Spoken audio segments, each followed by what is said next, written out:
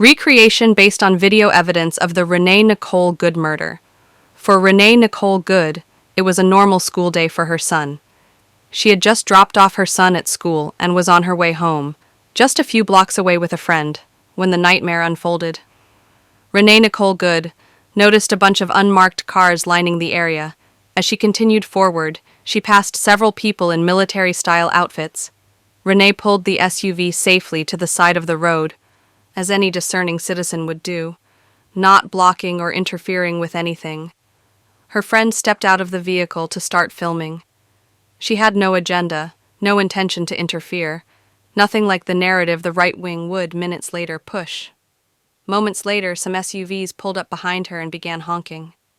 To clear the way, she eased the vehicle into the middle of the road. Why didn't they just go around her on the left side middle of the street? This is the first interaction proving she clearly wasn't trying to block anyone. Meanwhile, an officer approached her and spoke with her. Renee responded genuinely and nicely, like the caring mother she was, asking what was going on.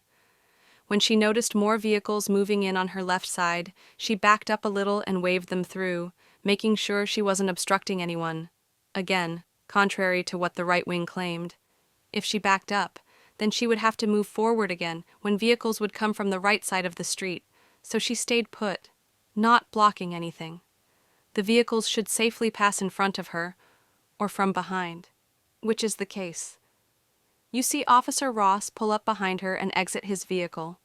At that point, the officer who killed her in cold blood started a video conference, circling from the left side of the SUV to the back, deliberately showing her license plate. The unmarked Titan pickup truck had been parked about 2 car lengths back. 2 men inside had their doors open and were standing outside the truck. Then, someone gave an order. These officers were told to get into their pickup trucks, move in, and get the bitch out of her car. Renee, still just trying to get out of the way and figure out what was happening, continued to maneuver carefully, waiting, wondering what to do. Her kind words she spoke didn't indicate the horrible things the right is lying about. She said to her friend, "I'm not mad at you." Suddenly, 2 armed men wearing masks approached her and barked, "Get the fuck out of your car." We are sure Renee was scared and confused. Renee responded, "Okay, I'm moving out of your way. I'm getting out of here. Sorry. Literally, I'm pulling out of your way now."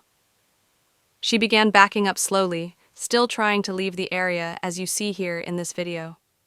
Meanwhile, Officer Ross, the one who would ultimately shoot her 5 times, had switched his cell phone from his right hand to his left hand while positioned on the right side of the SUV. Notice, his phone was in his right hand earlier, and now it's switched. We believe he had already premeditated the murder at this point, or beforehand. Now he had free access to his weapon with his right hand, and at this moment, there was no danger imposed by Renee. Not at any moment, despite what the DHS Secretary Kristi Noem says. It was an act of domestic terrorism. Now you can see Officer Ross run around from the right side of the vehicle to the left side of the vehicle near the front corner, hand on his gun, withdrawing it, and pointing it toward her. You can verify the bullet hole trajectory comes from an angle, not from the front. By then, Renee had already turned the front wheels fully to the right and was moving forward to get away. In terror, she screamed, "No!" The officer was already acting against DOJ policy.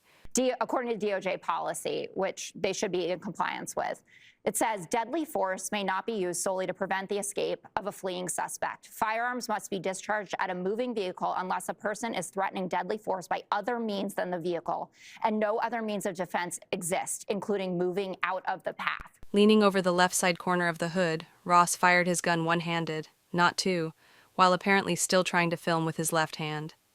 We want to show you this fake AI video. It is not of the body cam, but watch it closely. Get out of the car. It shows someone like they got hit and fell to the ground.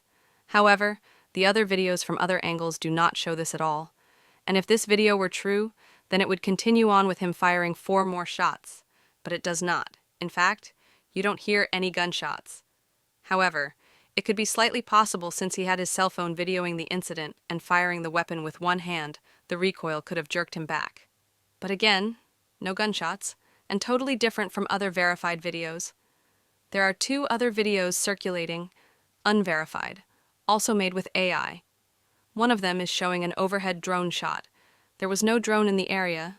Then, with no reason, he fired 4 more shots in rapid succession through the driver's side window.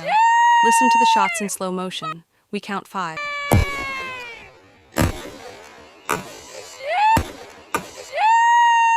At that point, Renee lost body control. Her foot hit the gas pedal hard, revving the engine as the vehicle surged forward. Something we've seen all too often in big movies. Good's SUV continues forward and comes to rest after striking parked vehicles. All the photos, vantage points, and audio from the scene clearly support this reenactment. The DHS secretary and Trump said he was injured and hospitalized, but watch Ross run to the SUV, and then coming back, and there are no hospital reports of Ross ever hospitalized, as they falsely claim. Ross then denied access to Renee Nicole Good. Check a pole! No! Back up! Now! I'm a physician! I don't care! Until he was sure she was dead. The other 2 unidentified officers have left the scene. We don't know if they were officers or MAGA insiders.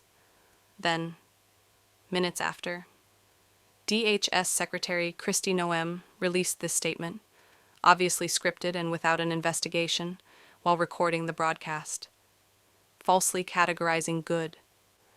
The press conference was broadcast about 1 hour and 50 minutes later. In contrast, at approximately 10:44 a.m., Minneapolis Mayor Jacob Frey spoke at a press conference condemning the federal narrative about the shooting, rejecting claims of self-defense as bullshit, and demanding that ICE leave the city. By the way, there is another video that surfaces, but they cut out the beginning when her vehicle was on the side of the street, and the end of the video when Officer Ross shot her, which would close the case, and they would have to walk back their false claims.